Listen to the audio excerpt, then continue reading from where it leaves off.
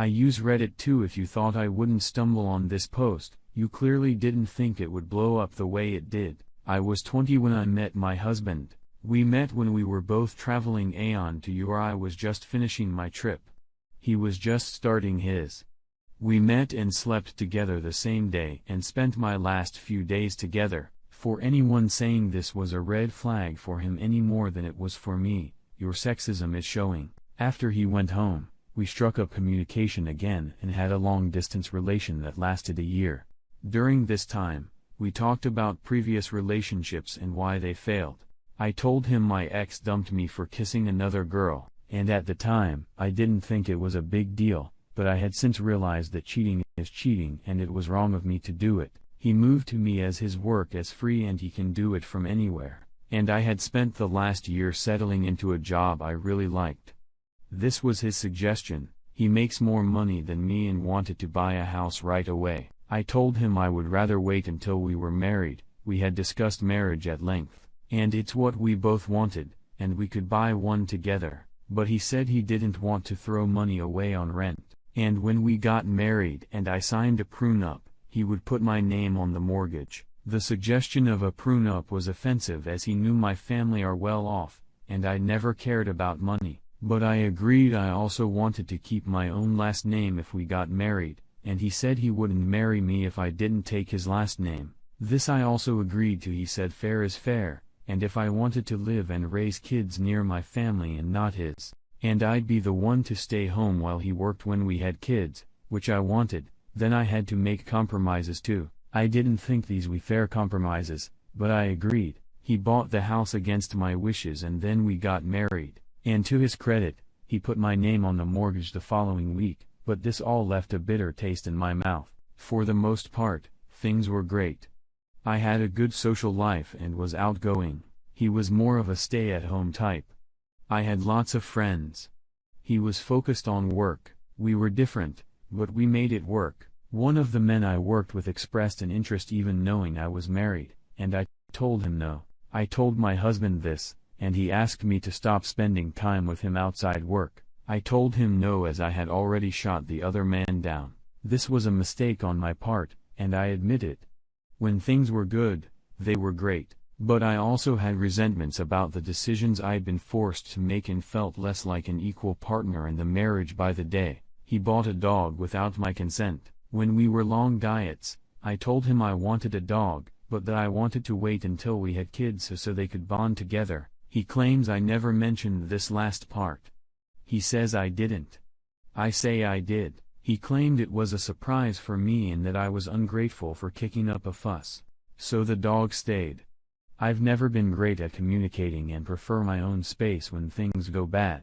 So instead of talking about these issues, I let them fester and spent more time with my friends, including the guy from work. My husband was overprotective and asked me to check in with him if I was out late and asked me not to stay out at night, even when I was staying at a female friend's house. I am not the apron and dishwashing type of woman. I have always valued my freedom. These arguments drove a wedge between us, and I made a terrible decision. I was drunk and slept with the guy from the office. I came home after and slept on the couch and cried all night. My husband came down the next morning and attacked me for not coming home at a reasonable time, said I was a mess because I slept in the clothes I went out in and that I looked like a hooker. The other man, Greg, never said things like this to me. He enjoyed being social and dancing and all the other things my husband did. I was young and stupid and decided to keep seeing him. He was kind and decent, and the more time I spent with him, the more I wished I'd met him first. I found out I was pregnant. I didn't know who the baby was and I was wrecked with. I told Greg the day I found out and he told me to get an abortion, that he didn't want to get caught up in the middle of raising a kid with a married woman. This was the moment when the affair ended. I told my husband a week later. He didn't have to pry the truth out of me like he said in his post. A couple of months, and he saw me upset, and I told him. He flew home without telling me and ignored my calls. I realized then that I'd made a terrible mistake and decided to recommit to my marriage. I told him I would get an abortion if the child wasn't his. He told me to go fuck myself and hung up. Eventually, he came home, and we found out the baby lost him. So as we agreed, I put on the appointment for the abortion. When we did the paternity test, the doctor asked me if I wanted to know the sex. My husband answered for me and said it doesn't matter, and I went back without him and found out it wasn't in it. It was a she. My daughter. Over the course of the week, I had thoughts of being a mother. I had always wanted to raise kids, and in my fantasies during this week, I didn't think about the other man. This was my husband's baby. I pictured the three of us together as a family. It wasn't ideal, but there was no good reason I could think of that we couldn't make the best of a bad situation. I planned to tell him who the father really was. And I would quit my job. It wasn't perfect, but if he loved me, we could make it work. Life throws tests at us, and when I took my marriage vows, I realized this and hoped he would too. The day of the appointment, I begged him not to make me choose. I begged him to do one thing for me, not to commit to a lifetime of it, not even to love the baby, just to do one thing for me. I begged him to try. I asked him to give it a chance. He told me he was filing for divorce. I need to make something clear. Yes. I made mistakes, but I love my husband. He was the great love of my life and still is. He told me he wouldn't even try to make it work, and if I didn't have the operation, he would leave me and file for divorce that day. I asked him to let me think about it, and he said no to that too. I was torn between two horrible choices, and I chose one. I had the abortion. I was never going to raise a baby alone. If he wasn't with me on this, I wasn't going through with it, and he made it clear he wasn't with me. The few weeks after the operation, I was in more pain than I had ever been in my life. During this time, I stayed with my parents because we couldn't be around each other. I blamed him for making me choose. He still hated me for the cheating and even told me he hated me for wanting to keep the baby and for asking him to be around for us. But I didn't want it to be in vain, so I moved back home and tried to make it work.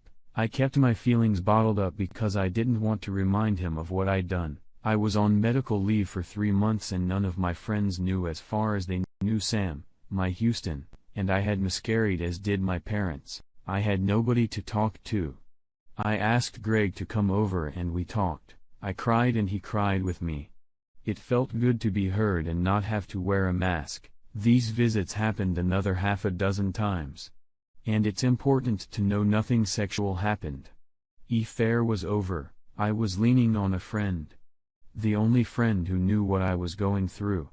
You know the rest. He came home. Found out Greg was the father. We moved away and things got better. These were great years, and I loved him with my whole heart. I never forgot what happened, but we talked about having our own children. I was happy, and I had him to thank for that. When I found out I couldn't have children anymore, I tried to tell him, but I'd remembered the way he looked at me years ago when he found out. The names he called me, I thought of how much he loved me, and I didn't want to ruin that by telling him I could never give him children because of my betrayal. I reached out to Greg. I found out he'd moved away from our hometown too and was only a few hours drive away. He is married now, but I wasn't looking to start anything back up, only to talk. He told me I should tell Sam. I couldn't. We agreed to meet and I took the day off work. We met halfway and we slept together. We agreed it would be a one-time thing and both went back to our partners. To anyone who wants to call me a whore, I know it was wrong, but life isn't black and white. I don't regret anything. I love them both and for better or worse, they will both always be a part of what makes me who I am today. I got drunk and told Sam everything. I was hurt and cruel to him and told him I wasn't sorry I met up with Greg. He called me a whore again and told me he was glad I gave up the baby. I slapped him. He slapped me back.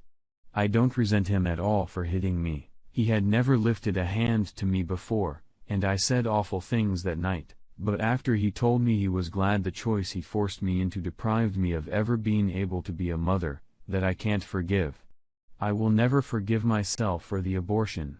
And I will never forgive him. The difference is he gets to move on and have a family, and I never will. I'm back home with my parents now, and I've spoken to divorce lawyers too. They say a prenup doesn't mean anything anymore, but I'm not going to take anything away from you. I just want it to be